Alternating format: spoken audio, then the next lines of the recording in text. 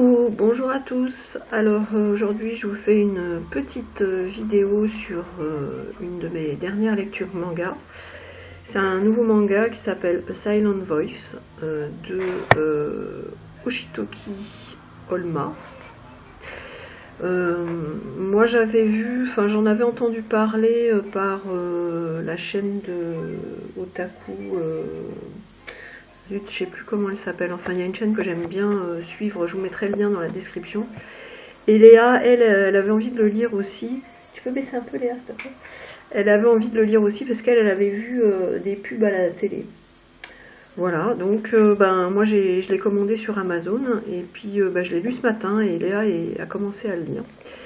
Donc je vais pas vous spoiler, je vais juste vous dire un petit peu de quoi ça parle. Donc ça parle de cette collégienne qui est en fait malentendante.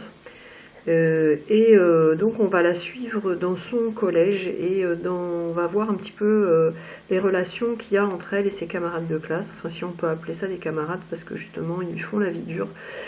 Et donc on va suivre cette adolescente dans sa vie qui est pas du tout facile étant donné que les autres la rudoient et ne cherche pas ni à la comprendre ni à la connaître. Voilà.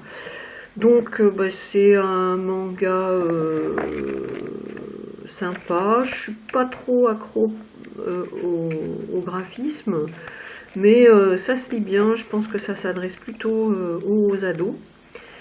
Voilà. Je pense que Léa me dira après si ça lui plaît ou pas. Je crois que le tome 2 est sorti déjà. Mais je trouve que c'est bien qu'il y ait des mangas qui traitent de la question du handicap. Voilà. Écoutez, moi je vous en conseille en tout cas la lecture. Ce que j'ai aimé, c'est qu'il y a alors au niveau pas du scénario, mais des images, il y a des petites scènes où on voit les ados dans leur chambre en train de jouer à la console, vraiment avec une chambre pas très clean quoi, mais moi j'ai bien aimé ces petits moments en immersion dans la chambre des ados, avec la manette. Et puis il y a un autre truc aussi que j'ai bien aimé. Alors donc l'ado elle communique en écrivant dans un carnet et elle demande aux autres d'écrire aussi dans le carnet pour se faire comprendre, pour comprendre ce qu'elle leur demande. Et il y a un truc que je vais vous montrer que j'ai trouvé ça intéressant. Voilà, au Japon apparemment. Dans le collège là, ils viennent à l'école en chaussures, ils laissent leurs chaussures dans des casiers et après ils se mettent en chaussons à l'intérieur de l'établissement. Voilà, je trouvais ça sympa.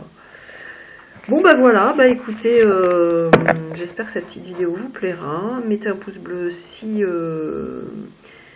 vous aimez. J'espère que ça vous donnera envie de lire en tout cas des mangas.